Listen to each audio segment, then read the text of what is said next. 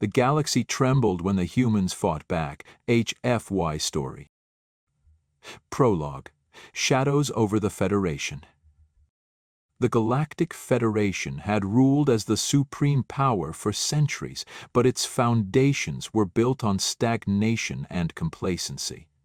Its elder species, the crystalline Zarnard, the insectoid Kreeth, and the aquatic Vauries, dictated policies that ensured their dominance, while neglecting the needs of younger, rising races like humanity.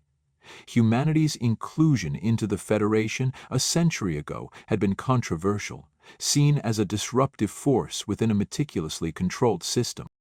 The Shalvaar Dominion, biomechanical conquerors from beyond the galactic rim, emerged as a threat no one anticipated. Their warships, living constructs capable of self-repair and regeneration, overwhelmed border defenses. Entire worlds fell in days, their populations enslaved or slaughtered. When the Shalvaar reached the Federation's borders, the Council convened in an emergency session. The chamber on Rylis Prime, glittering with the light of countless holograms, became a battlefield of words. Arguments flew between delegates, their voices clashing like artillery fire. Ambassador Draincale of Earth stood alone as a voice of action. The Shalvaar will not stop at our colonies. They will consume everything. We must unite and strike before it's too late. Chancellor Vecnar of the Zarnath, his crystalline body refracting light with disdain, dismissed him. The Shalvaar's quarrel is with you, Ambassador. Humanity's actions have always invited conflict. Kale's fists clenched. This isn't about humanity, it's about survival. If you refuse to act, it won't just be human blood on your hands, it'll be the galaxy's. But the Council voted against intervention, choosing diplomacy over defense. Kale returned to Earth with a grim warning. They won't fight for us. We must fight for ourselves. Chapter 1. The Fall of Solera. Solera was humanity's shining jewel in the Orion Arm, a hub of trade and technology. Its cities gleamed beneath vast glass domes, and its skies buzzed with transport shuttles carrying goods to and from the bustling spaceports. That peace shattered when the Shalvaar arrived. Massive living warships descended from hyperspace, their grotesque tendrils latching onto Solara's orbital stations. Plasma weapons fired in concentrated bursts, cutting through the planet's defenses like paper. Civilians screamed as escape pods and freighters were obliterated mid-launch. On the ground, Captain Alaric Ward of the Terran Defense Forces rallied his troops. The air was thick with smoke, the streets clogged with rubble. Shalvaar drones, insect-like machines with bladed limbs, poured into the city. Their movements were eerily synchronized, as if directed by a single consciousness. "Take up defensive positions," Ward shouted, his voice cutting through the chaos. "Target their joints. They're weakest there." Ward's squad set up a barricade at a key intersection. Railgun fire crackled, each shot blasting chunks of biomechanical tissue from the advancing drones. Grenades exploded in dazzling flashes, momentarily halting the enemy's advance. But for every drone destroyed, more replaced it, surging forward like a relentless tide. In orbit, the Terran fleet, led by the Vanguard's Honor, fought a desperate battle. Admiral Rylis directed her ships with precision, maneuvering through the chaos to protect fleeing civilian transports. "Focus fire on their central node," Rylis barked. "If we break their command structure, we can buy time." The Vanguard's Honor unleashed a barrage of railgun slugs, each impact rocking the Shalvaar flagship. The alien ship retaliated, tendrils lashing out to ensnare smaller Terran vessels. The battle was brutal, with human ships sacrificing themselves to shield the evacuees. By the time the surviving freighters escaped into hyperspace, Solera was lost. The Shalvaar had claimed another world, but humanity's resistance had cost them dearly. Chapter 2. Betrayal at Rylis. In the Grand Chamber of the Federation Council, Ambassador Kale once again pleaded humanity's case.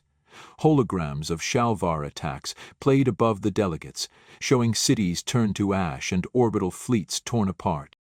"These aren't isolated incidents," Kale said, his voice steady but laced with urgency. "The Shalvaar are expanding. If we don't act, their fleets will reach the Federation core within months." But the elder species remained unmoved. Chancellor Vecnar's crystalline features gleamed with cold indifference. "Humanity has always been quick to draw weapons instead of solutions. Perhaps the Shalvaar's aggression is a result of your provocations." Kale slammed his hand on the podium. "You would watch the galaxy burn rather than admit you're wrong. Your inaction is killing billions." The Kreeth delegate hissed, its mandibles clicking. "We will not risk Federation resources on a conflict that may resolve itself." The Council voted to continue diplomatic efforts. Humanity's plea for military aid was denied. Kale returned to Earth with a hardened resolve. "They've abandoned us," he said to the Terran High Command, "but humanity will never abandon itself."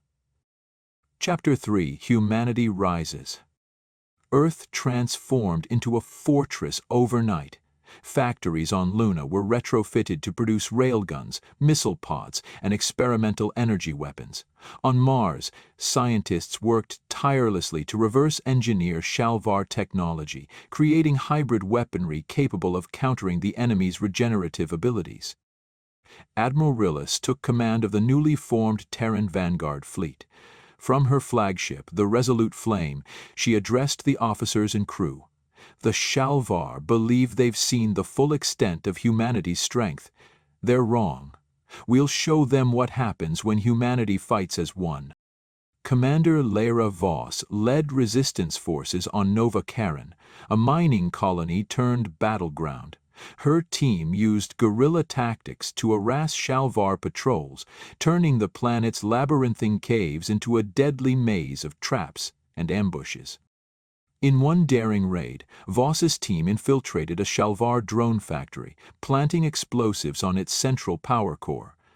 As the facility erupted in flames, her team escaped into the tunnels, leaving chaos in their wake.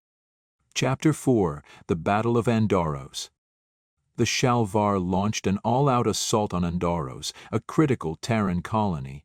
Admiral Rylis's fleet intercepted them at the planet's orbital perimeter. The Resolute Flame led the charge, its railguns unleashing devastating volleys that tore through Shalvaar warships.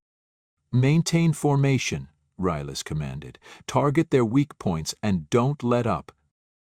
The battle was a cacophony of destruction. Human fighters darted between the massive living ships, their missiles streaking toward critical nodes. Shalvaar drones swarmed the battlefield, but humanity's pilots, trained in unconventional tactics, outmaneuvered them with precision. On the surface, Commander Voss coordinated with the Andaros militia to defend the city's power grid. EMP mines disabled advancing Shalvaar drones, while railgun emplacements rained fire from elevated positions. Voss herself led a daring counterattack, using heavy artillery to destroy a Shalvaar command unit, sending the remaining drones into disarray. After 3 days of relentless fighting, the Shalvaar retreated. Humanity had not only held Andaros, they had proven they could win. Chapter 5: Humanity Strikes Back.